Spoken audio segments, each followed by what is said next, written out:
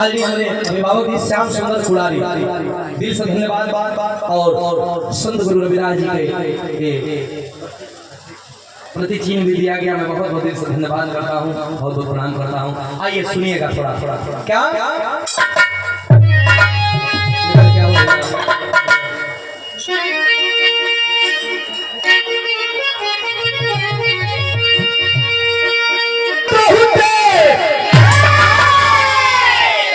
समझने का मतलब सिंचन भैया हर समाज में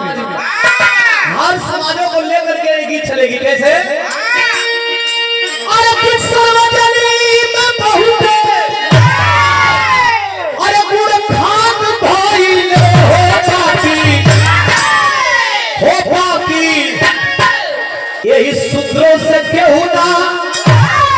तो क्या हमके काम कर रही हो सूत्र 85। अच्छा शूद्र के बात नहीं है आई शरीरियों में बांटल गइल कि शूद्र के है के दिमाग के बांटल गइल बा, ब्राह्मण छाती के बांटल गइल बा, क्षत्रिय आई कमर के बांटल गइल बा। बस आई एकरा से नीचे बा आखिर हम एकरा के जोड़त बानी है शूद्र हो गई तो कांटा गड़ेला शूद्र के तो सबसे बेसी गलत के होला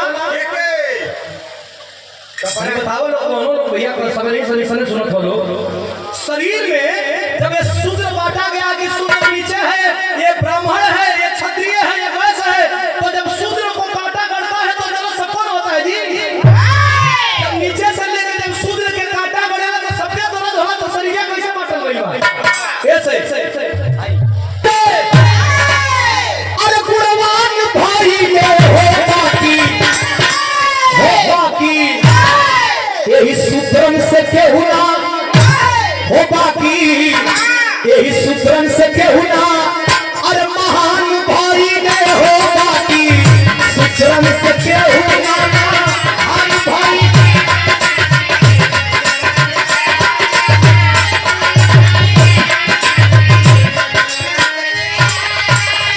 हम बात में कहत बानी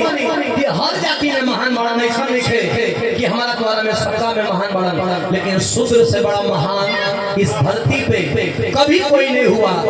4 युग बतावल गई, हम चारों युगों में बता रहे थे कि चारों युग में शूद्र से बड़ा कोई नहीं पैदा हुआ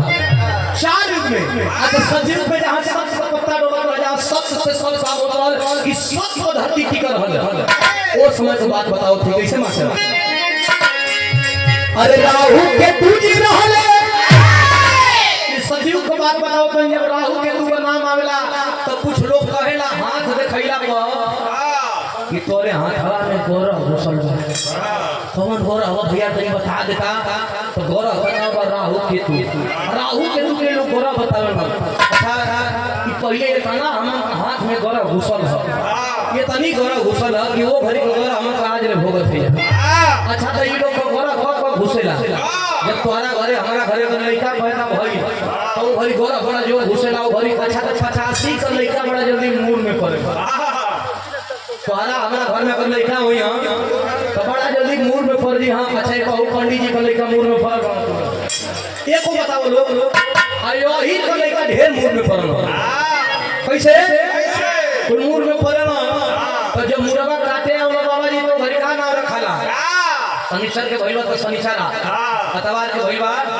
अतवरुआ, सोमवार के भइलबा सोमरुआ, मंगल के भइलबा तो माने तुहार लइका हीरा नियम सोना नियम रही तो तुहार लइकन का नाम सोमरुआ, मंगरुआ, कतवरुआ और उनका लइका के फोटो बहुत रही तो उ लइका का नाम रही कमल नयन पाठा। अरे बाप माने उ लइका भक मांगाता कमला पट्टी त्रिपाठी करे नाम रहे और तुहार लइका अच्छा तो हमारे गांव के मुझे जी का नाम बिगाड़ देना हो बम्बई हो 8 साल पहले जब लइका के देखला जब ओकर नाम रे कतवरुआ पहिना बन जाना था लइका बेकार बताबे ना पहले मोबाइल का सिस्टम ना रहे पहिना तो लइका देखला था आई प्रणाम करस कहीं के तो लइका हरे खाना तो हरे यही का नाम कतवरु कौन। हां अब कलेजा को बजट चल गई कि लइका का नाम पंडित जी बिगाड़ दिया भैया पंडित जी के बोले ना सबसे सस्ता उपाय मुआवे को बताओ मतलब क्यों मुआवे ना मुआवे का सबसे सस्ता उपाय बा कि बोले ना बाबा जी के सजाओ दही मन का दही सजाओ होले सजाओ दही बैठला के सिचल भैया दो कुर्सी लगना है आमने सामने आमने सामने कुर्सी लगवा के एगो बाबा जी के बिठा देना, एगो अपने बैठ गए। अब बैठ के पूछो नहीं हम अपना छुरी चले बंदूक चले खाली जाना थोड़ा सजाओ दरिया में गुड़ मिला के अपने खाऊं का पूछो ना, अपने खाऊं से पानी और लोग कैसे हो मन में सोचो अपना छुरी साला ये भोजन हमारे लिए बनाया गया है, यही रखने खा रहा है, हमको कुछ भी नहीं रहा, वो हेड पर मर गया। आज में पोस्टमार्टम रिपोर्ट में भी पता नहीं चली कि मरना ऐसे गला का नाम बताओ ठीक है। अरे राहु के दूजी रहले, राहु के दूजी रहले ए भैया मूल निवासी,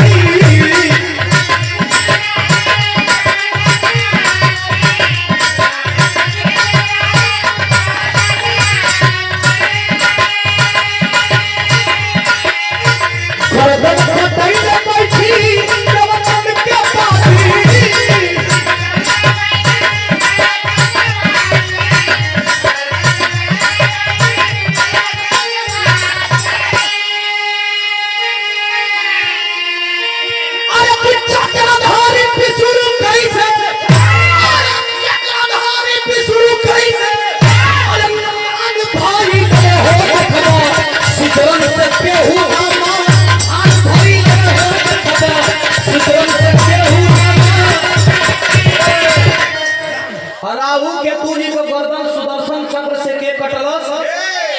विष्णु जी जे पहले गर्दन कटलस। आज के समय में अगर केहू को गर्दन काटी कम ढेर नहीं पड़ले भैया, गर्दन मर्डर पर केस कितना लगेगा आप लोग बोली जा, मर्डर पर केस कितना लगाला 302 मुजरिम के भाई शूद्र का गर्दन काटे वाला, राहु केतु को गर्दन काटे वाला, निर्दोष का गर्दन काटे वाला विष्णु जी गर्दन कटना तो कौन सी कितना मुजरिम भइला 302 को मुजरिम भइला। 302 को मुजरिम के पूजे के चाहिए कि जेल में भेजे चाहिए हवा लोग भैया 302 को मुजरिम के पूजे के चाहिए कि बात काहे पूजा छो हां परसिया नहीं कोई तिहाड़ जाए के पड़ेगा। हां दूसरा का मुजरिम तनी पकड़ा ही वाला हम कैसे बच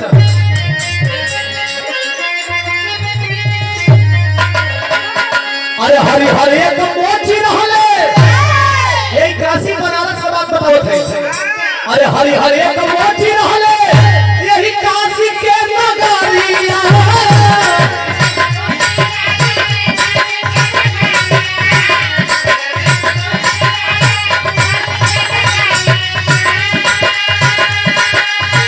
गंगा के पत्थर में रखले जमुना घरिया,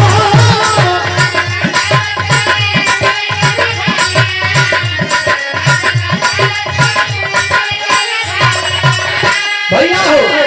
ये काशी बनारस में एगो संत रहते थे जिस संत का नाम था हरिहर मोची, हरिहर भगत। अच्छा तो लोग बतावे लगे धरती पर गंगा माई के तेल आई है भगीरथ जी का कर लिया आवत रणो घरिया पता नहीं घर में ना रली जा पुरखा पुरनी के ताले भले लियावत रणो तो हरिहर मोची का देना के दुकान सजेले रहो सवेरे का समय रहो, कोई सवेरे का समय में दुकान सजेला के लिए भगीरथ का चढ़ा के यही तरह चढ़ाइले रहिला मैं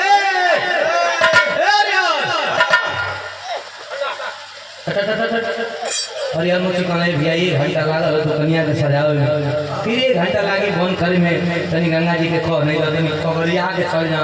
और ये बाप रे लगना भगीरथ मां चढ़ावे के हई देख जूता सिया वाला कहत बा कि कगरिया के चल जा। अच्छा तो हम जा तनी देख लीहा कुछ दूर गई नहीं या कुछ दूर गई ना पलट के देखना त गंगा माई का कहिया ता पता नहीं थे परेशान हो गई। लोग बतावे अगर वेद के बात हुई तो हम वेद से बतियाओ थे। अच्छा जब मन बढ़ई भई और ही के याद पड़ेगा तो कुछ सुधार करो। ये गया में वो हमर बिरादर पहुंच गेला पिता दान करावे हेजा पैसा दा एगो वही में पहुंचा हम भिजी हम बैठकर बाकी परिवार से जाकर कहना तेरे मध्य जादू जी देखा थे कि तो हाथ में चार जगह हमारे खेता है हमके का करे चाहिए हमारे बुद्धि लगावा। अच्छा तो बुद्धि का लगेगा बुद्धि ये लगेला कि बाबा जी हम पिंडदान कराओ कहाँ बिना सूखा ले बगलिया में जाके झूठे के नदिया में अपना पानी उतरे बाबा जी कहना कि का करत हो, कहना तू का करत हो, कहना कि इनकर पुरखा पुरनिया के जो जमी पानी दे थे तो जो इनकर पुरखा पुरनिया करत हो, कहना हम ऊपर रहिला बोले होई के पटावत हैं पगले बा, कहना हां पगले काहे के कहना तू का करत हो, कहना जो जमी पानी दे थे तो जो इनकर पुरखा पुरनिया के पानी जाके पहुंचत हो, कहना ऊपर रहिला बोले हम के पटावत थी, कहना कैसे कहना इनकर बाबू माई कहां गई तो वजह से पानी पिया सकला नदिया के ऊपर हम रहिला बोले हमार ना पड़ सकेला का थोड़ी दूर तू हाथ पे पटा डाला पिया डाला हम थोड़ी दूर ना पटा दे खा खाना भी ऐसे बतियाओ मत के बतियाते दूसरे लोग झगड़ा मत देना सही इनके साइड साइड भैया कोई भगीरथ जी जब पीछे मुड़ के देखलन तो गंगा माई का यहाँ पता नहीं थे बड़ा ध्यान लगलन कोई हरिहर मोची का कठौतिया में गंगा मैया आराम से बैठल बाड़ी कहना केरे लिखल हूँ एक बार कहाँ बैठल हो चल के पुरखा पुरनियन के तारे के कहना हम ऐसे ना जाई वेद से बात बताओ थे वेद से बात बताओ गई कि गंगा माई शंकर भगवान के बुलैली जब शंकर भगवान अइलन तो एगो वरदान मिलल वरदान का मिलल भैया तो की सब काशी के बात बा अरे वही हरिहर हर हर कहा एक चोर और पकड़ा जाता भैया तुम ध्यान दिया लोगों ने एक सेकंड गुरुजी अरे वही हरि हर हर हर महा शंकर जी का वरदान देवे कौन वरदान रहल अरे वही हरि हर हर हर महा अरे देव जी कहां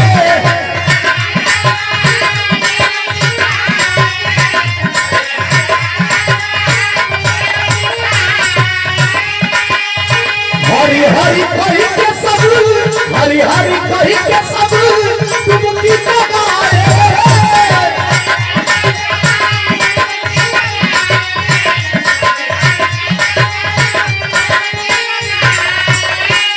हरि हर मोची के कठौती में जब गंगा जी बैठली बड़ा निवेदन के बाद शंकर जी अइलन तो शंकर जी वरदान दलन कि जे बनारस में आई हे हरिहर गंगा के बहरी निकाला एक वरदान लेला कि जे बनारस में आई तो पहले कहे कि हरिहर गंगा आ नहीं तो हरिहर महा ऊ तो कहलन कि हरिहर गंगे हरिहर महादेव लेकिन चोरवा का कइलन हर हर गंगे हर हर चोर पकड़लन कि नहीं पकड़लन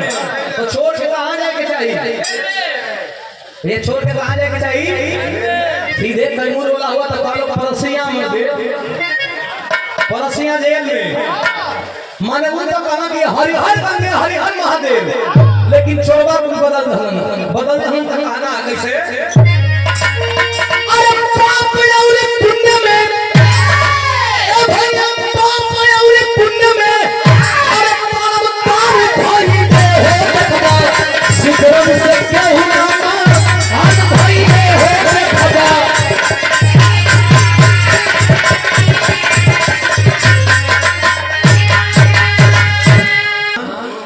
कुंभ स्नान में खूब स्नान भइल अच्छा तो हम हर मन पकड़ले बनी हमर वीडियो भी लोग सब देखले बनी कि कुंभ में वही पाप कटल बा जेकर पाप अनजाने में भइल जैसे जैसे सुकर बनी घुमनी का छुट्टी दबा गई तो ओकर अनजाने का पाप कहीं भी माफ बा और सुकर बनी के ओकर दबाई बा तो कुंभ में उजा का तरनियों में माफ होखे वाला ऊपर ही माफ होखे वाला दुनिया में कोई माफ ना हो अच्छा देखो औरी लोगन एगो भविष्य देखे वाला बाबा मां का करे हां कि कुंभ में जे मर गई वो भगवान के मिल गई आदमी सन्यासी काहे बनेला भगवान के पावे बदे तो जब कुंभ में मरला से भगवान मिलत रहन हम तो सबसे पहले देश के कुल बाबाओं को मर जाएगा कबिया कि बाबा भगवान के पावे बदे तपस्या में लीन होना आ कुंभे में मर गया से जब हमरे 2 महीना में बढ़िया चल हम तो कहले कि बौआ दो मोइलो पर पुण्य मिलत रहल ना जाना का लोग मोइला पर बड़ी पुण्य मिलल तो लोग पिछवा गेला 5-6 साल इंतजार कर हां आई बने हाय हमरे सुनिता शुद्ध समाज का व्याख्या कैसे मत अरे शूद्र कुल में जन्मा शूद्र कुल में जन्मा अरे ये कर्तव्य पूरा कर दिया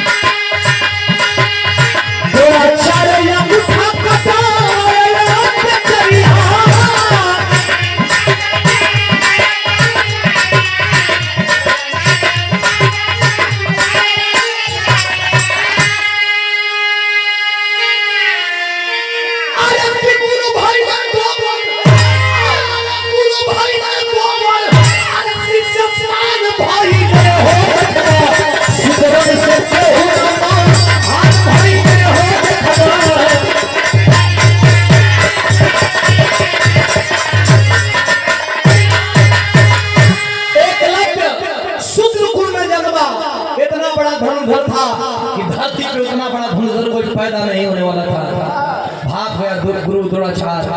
कह रहे तो अर्जुन को भी पीछे छोड़ देगा। गुरु दक्षिणा में अंगूठा मांग लिया। जब अंगूठा मांग लिया तो उसी अंगूठा से चलाने वाला तीर बिना अंगूठा का एकलव्य हताश और परेशान हो गया। इसलिए मैं कहता हूँ कि जिसे सामने से नहीं मारा जा सकता उसके साथ छल कर दो, खुद ब खुद मर जाएगा। कहना है कैसे? अरे संत रविदास यही काशी के नगरिया,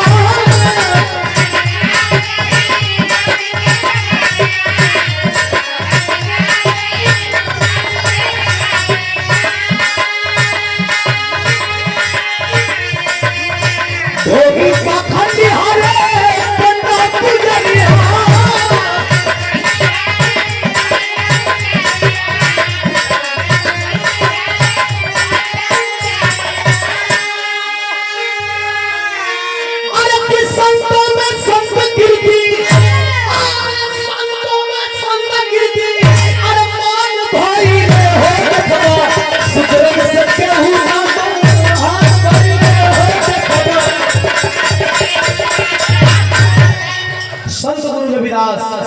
संत गुरु रविदास कहते थे कि जात जात में जात है जस के लंके, जात को जाति जात है जब तक जाति ना। जैसे केला के ऊपर केला, केला के ऊपर केला, केला के ऊपर केला के पतई होला, वही तरह हमनी के जाति में विभाजन हो गई बनी। हम कौन साहब हैं तो फलाने कौन साहब हुआ तो फलाने कौन साहब हुआ, साहब साहब में हमन को बट गई बनी जा। इसलिए संत गुरु रविदास, संत तो बहुत हुए लेकिन संत गुरु रविदास के जैसा इस धरती पे कोई संत है। संत शिरोमणि गुरु रविदास की कई उपाधि मिली गई। गुरु रविदास के 5 उपाधि मिलन। पहला उपाधि क्या मिलन? शिरोमणि का। दूसरा उपाधि क्या मिलन? संत का। तीसरा उपाधि सदगुरु का। चौथा उपाधि दास का और 5वां उपाधि गुरु का। 5 उपाधि मिलल। लेकिन ये धरती अब इसके तरफ नजर, ये लोग इसके तरफ नजर बैठा करके बैठे हैं। कहना है मास्टर कैसे बाबूजी? ये लेजर लाइट की उम्मत वाले तो कहने में बड़ा महीन होगा। अगर ये आँख का लेंस शोर में चश्मा ले भाई का ऐसा नाम सोचो थे लोग कैसे मास्टर? सूत्रों की बात होगी तो अरे बाबा भीमराव थे, बाबा भीमराव थे, अरे महान के जमाना।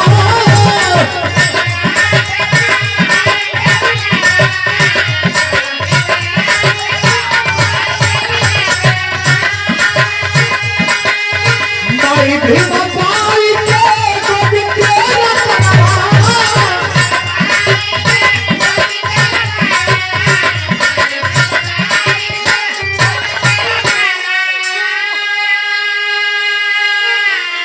ये देश हिंदुस्तान है और देश न हिंदू से चलता है न मुसलमान से चलता है, न गीता से चलता है न कुरान से चलता है। ये देश हिंदुस्तान है, चलता है तो बाबा साहब के संविधान से चलता है। बहुत विद्वान है इस धरती पे, लेकिन बाबा साहब के जैसा कोई सानी इस धरती पे पैदा नहीं हुआ। इसलिए कहना है कैसे?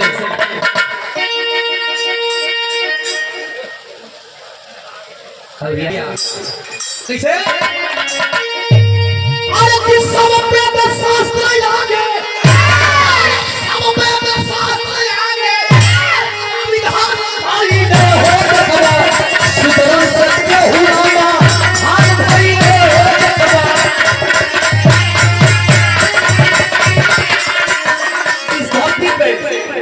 इस धरती पे बाबा साहब के बाद अगर कोई आया, बाबा साहब की जिसने कमी को पूरा किया तो एक आदमी को भी लोग बैठे और राजनीतिक दल से विरोध करने वाले भी लोग बैठे। गाना की अंतिम लाइन है, बाबा साहब के अगर किसी ने कमी पूरा किया बहुजन समाज के लोगों को, 85 के लोगों को, तो मित्रों गांठ बांध के सुनिएगा, मैं जिनका नाम लेने जा रहा हूँ। कैसे?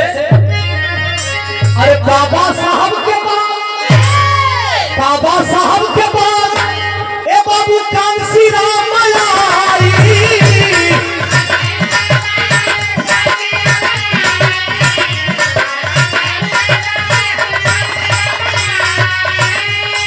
जिसे इस भारत देश में दूसरा बाबा साहब कहा गया, जिसे मान्यवर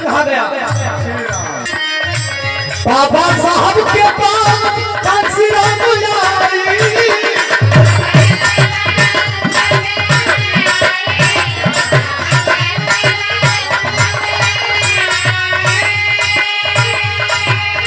सुतला समाज